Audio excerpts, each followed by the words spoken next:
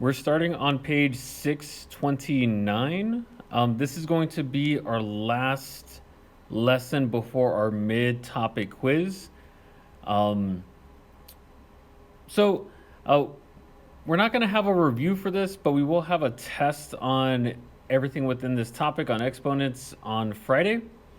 Um, so just be mindful of that. I know we have like the Western field trip, but let's go and get started here. So this activity, it's just one activity and then talk the talk. It is using properties of powers. So we're going to use what we understood in the previous lessons and apply them here.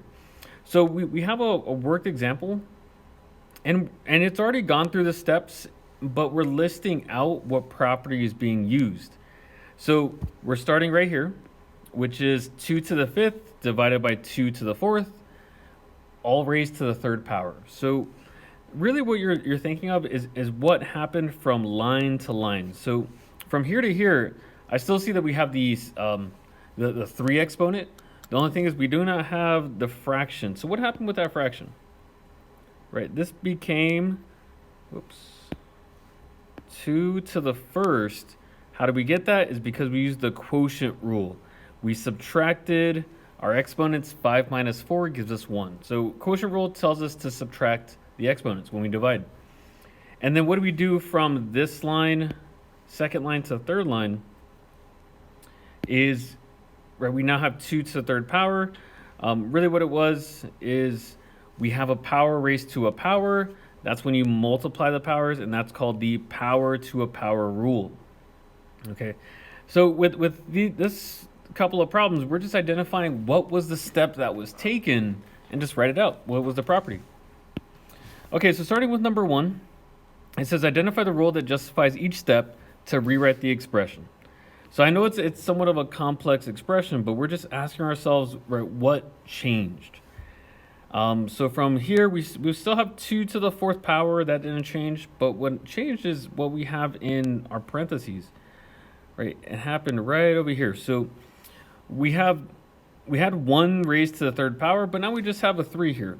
So that is the power rule, or it's referred in the book as the power to a power rule, but I just call it the power rule.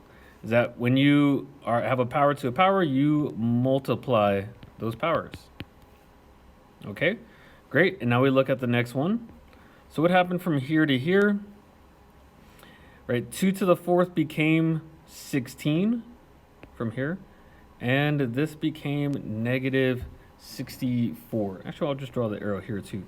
So what we did, this actually isn't a property. We just rewrite the powers, or we evaluated, because 2 to the 4th power, right, 2 times 2 times 2 times 2 is 16, because this is 4, and 4 times 4 is 16. So that's how we get that there. And then the other one, negative 4 raised to the 3rd power, that is negative 4 times negative 4 times negative 4. Negative times negative is a positive. This is a positive 16.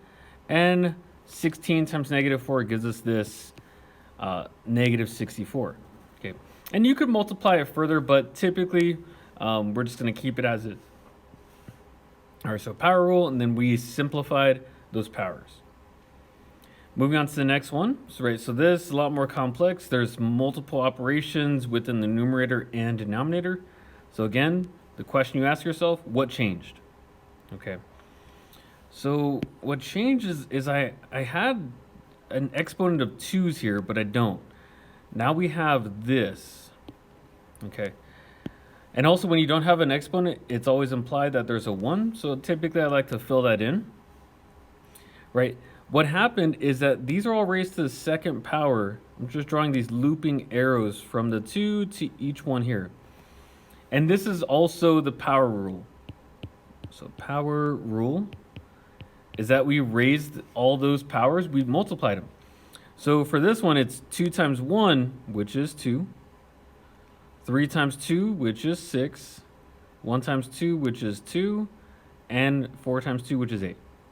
Okay. And I'm going to erase this for now. All right, just so we can easily identify what is changing. So now we have this. What happened here? So the 3 squared still stayed the same. The 2 squared still stayed the same. The thing that changed is 5 to the 6th power divided by 5 to the 8th power. This became 5 to the 2nd power, and it's in the denominator. So how does that happen?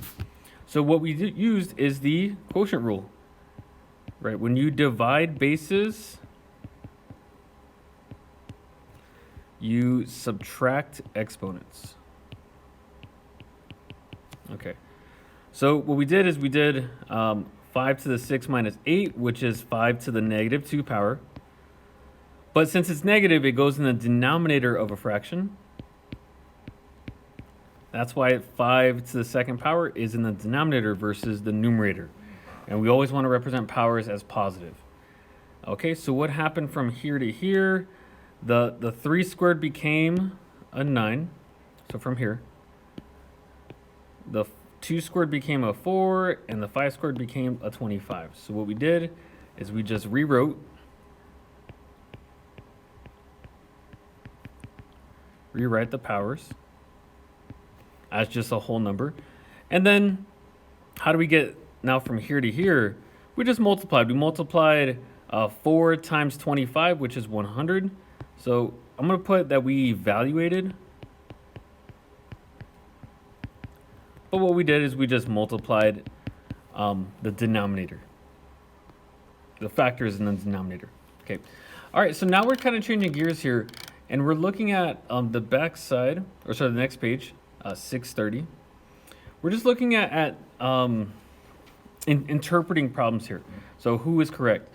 So number 2, it says Adam, Nick, and Shane each wrote 2 exponent expressions, A and B. Determine which student or students use the property of powers correctly, and explain why the other ones are incorrect. So for this first one, right, you want to really separate the bases here. So we're looking at these 2 items because they have a base of 5, and these 2 items which have a base of 4. Okay. The red, what's in red, this is going to be 5 to the 7 minus 3, right? The quotient rule states that we subtract. So that is equal to 5 to the 4th power. And you know what, I'll put it right here. 5 to the 4th power. And then 4 to the 4th divided by 4 to the 9th, you'll subtract there. That is 4 to the 4 minus 9, which is negative 5. Okay. Now, when we write this as a final answer, we're going to put 4 to the 5th. But since this is negative, I'll put it over the fraction bar. This now goes in the denominator as 4 to the positive 5th. We want to write it as a positive exponent. So who is correct? Adam? Nope. Nick? Oh yeah, Nick is correct. We'll just circle that. And Shane also no. Okay. Let's go to the next one. Right, so the expression is 2 times the expression 3 to the negative 4th power divided by 5 to the negative 2nd power. Now what I like to do is whenever I have something that's negative, I circle it. That has a negative exponent, that has a negative exponent. I don't mean if it has like a negative in front of the base. That's not what we're talking about here. But really what happens is whatever doesn't have a negative exponent, whatever I didn't circle, that stays. So the 2 stays.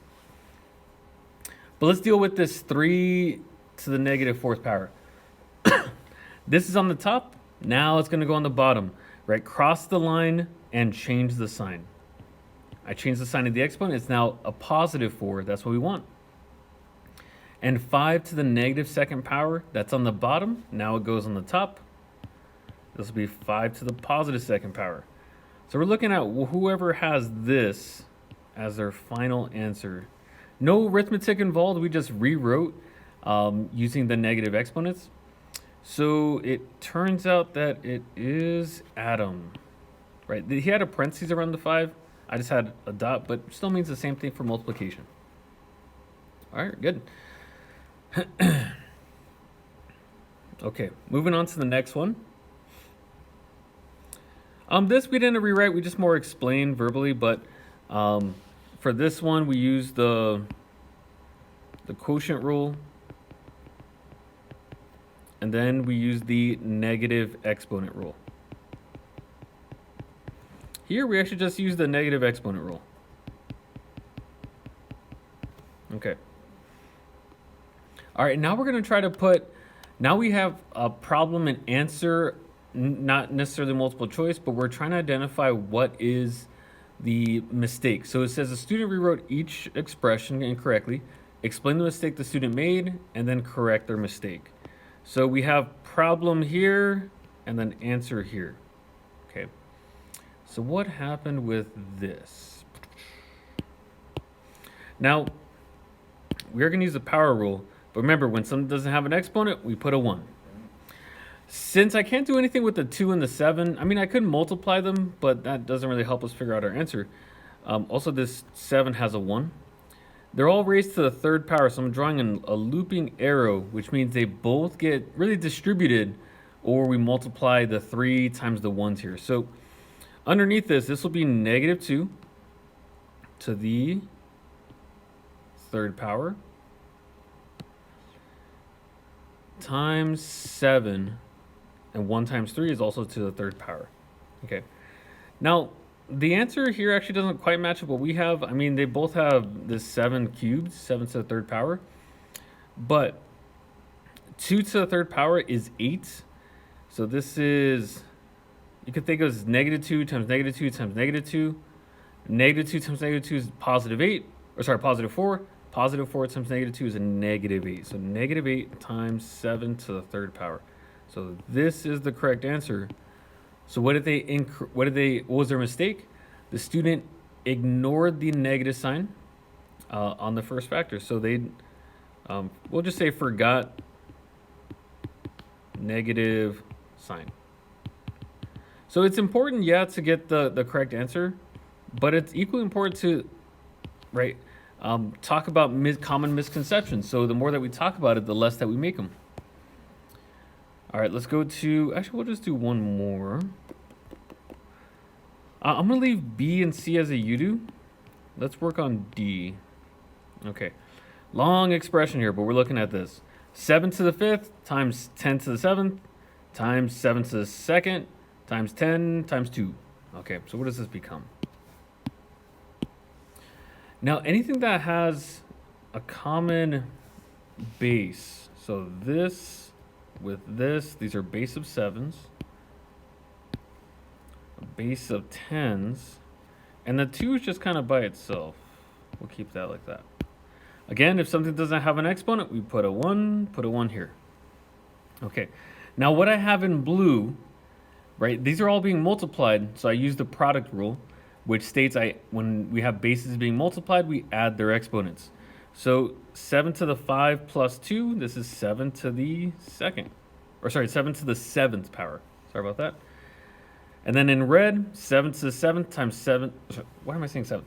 10 to the 7th times 10 to the 1st, this is 10 to the 8th power. Nothing happened with the 2, so we're just keeping the 2. Okay, that's our correct answer. We could multiply this, but we're going to get a way big number. So in this case, the student missed something. They have 10 to the 7th versus 10 to the 8th. They probably forgot this exponent. So forgot that 10 is equal to 10 to the 1st. So they didn't add that to the 10 to the 7th. Okay. All right. And then, so that concludes activity 1. It's a small lesson, but we're going to spend the rest of the time working on talk the talk, and we're going to be collecting all the rules that we've had so far and writing it. So this is a good opportunity for us to kind of refer to. So in every single one, we're going to define it in our own words, put a characteristic or fact, an example, and then general rule for each one of the properties that we've had. So the product rule. So the product rule, I'm going to put the general rule first. We would have, so when I put general rule, we're just putting variables instead of numbers. So an example, a to the m times a to the nth power. This would be a to the, you add them, m plus n power. Okay. So let's go diagonally top left. Definition in your own words. You're welcome to write whatever you think that means, but I'm just going to put is, I'm going to put a question mark. Multiplying, we're going to say like bases, question mark. If you're multiplying like bases, what do? Okay, you keep the base, right? Notice how the base was a, that didn't change. But then you add the exponents. Okay. So factor characteristics, the base can be negative or positive. Can be a positive or negative, right? That doesn't do anything. We just keep the base. And you use the rules of adding integers to determine the exponent so that it is positive, negative, or zero. And this also works for variables. So what we'll say is for variables and exponents. Okay. An example here could be 2 to the third times 2 to the second. Right? This would be 2 to the fifth power. Okay. So that's it for the product rule. Let's move on to the next one, which is the quotient rule. So quotient rule. Again, let's start with the general rule here. We'll say a to the m power divided by a to the n power. What you do is when you divide like bases, you subtract their exponents. Okay, so we're going to say divide like bases, question mark. First thing is you have to keep the base, right? The base is still a. The only difference, just like the last one, instead of adding, we subtract the exponents. Okay, so same thing as the last one. I'm just going to say same as the product rule. Right, the base can be positive, negative, and right, we can deal with numbers and variables. But an example here. Let's say 2 to the fifth divided by 2 to the third. This would be 2 to the 5 minus 3. That I don't always write out. Sometimes I do that mentally, but that's just 2 to the second power. All right, and we talked about this on Module 1, Topic 1, Lesson 1, of why do we do this? And it's because you have, right, 5 2's being multiplied in the numerator, 3 2's being multiplied in the denominator. Altogether, you have 2 2's, or we would write this as 2 squared, 2 to the second power. Okay, moving on. Product rule. Or sorry, product rule of powers.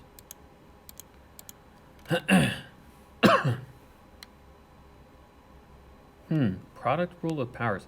They should really say the power. Well, typically I call this as just the power rule. So with this, I would have a to the m power in parentheses, all raised to the nth power. So what you do is you multiply. I'm going to put a dot in between m and n, meaning you multiply m times n. So in this case, when you raise a power to a power, so we're going to say power to another power, question mark, you multiply the exponents or powers. Okay. Right, I'm just gonna keep putting same for this because it's the same thing, right? Nothing changes for that. We still keep the base of a. But let's say 2 to the fourth, in parentheses, all raised to the third power. You'd multiply them. This would be 4 times 3. And 2 to the 4 times 3 would be 2 to the 12th power. And you could try to multiply 2 by itself 12 times, but it's actually fine if we don't evaluate. I think our test will have, or our quiz will have just a base to an exponent. Okay, so good there. We have 2 more properties. We're going to go to the easiest one and then the hardest one. So the power rule for zero exponents, or the zero exponent rule. This says, for the general, anything to the 0 power is equal to 1. Can you please come to the So main office? that's really it. Is anything to the 0 power is 1. That's it. So like we could say 2 to the 0. 2 to 0 is just 1. Okay. Right. And on basic facts, we'll just put again, base can be positive or negative. And this works for variables and exponents. So for a variable, you could have like x to the 0 power. This is also 1. Okay. All right, now let's get to the one that I think is kind of a pain point, is the negative exponent property. So this states that when you have a negative exponent, so a to the negative n power, right? The only way to make it positive is you need to write a fraction bar, right? Typically, this is actually over 1. This is in the numerator. We write this in the denominator, and we put it as a positive exponent, right? We can think of reciprocal here. You just have to be careful when you think about it that way. But there's a phrase here that I like to use. It is, I've said this before, it's cross the line. Line means the fraction bar. And change the sign. Change the sign of the exponent, not of the base. Okay. So some examples, well, basic characteristics, the numerator or the denominator fraction can have a negative exponent. But we always rewrite. So always rewrite negative exponents to positive exponents. So I'm going to give us a couple examples here. Let's say x to the negative 3rd power. So if you put this over 1, right, this is in the numerator. Now it's going to go in the denominator. It's going to cross the line, and it's going to change the sign. Instead of negative 3, it's positive 3. And we'll put 1 on top. You can never have an empty side of a fraction. Let's go in the other way, though. Let's say 1 over 2 to the, let's say, negative 4. The thing that's negative, that switches. So this is 2 to the positive 4th. You could put this over 1, but really that's just 2 to the 4th. Okay, we're going to end it there. Now, our assignment, I don't want you to do all the problems, but I want you to specifically identify which ones we're doing. We're doing 1 through 4, so on the front side. And pretty much you're just putting, right, which properties are involved. One that we didn't talk about is commutative. This just means that when you multiply, like let's say I multiply these 4 numbers, this means the same thing if you were to switch up the order. Like let's say it's 3 times 2 times 4 instead of 3 times 2, and 2 times 3 times 4 instead of 3 times 2 times 4. Okay, you just switch the order. Commutative means to switch. All right, so on the front side, you're doing 1 through 6. On the back side, you're doing 6 and 7. So skipping 5 and skipping 8. Okay, so a total of 6 problems. Okay, anyways, let me know if you have any questions.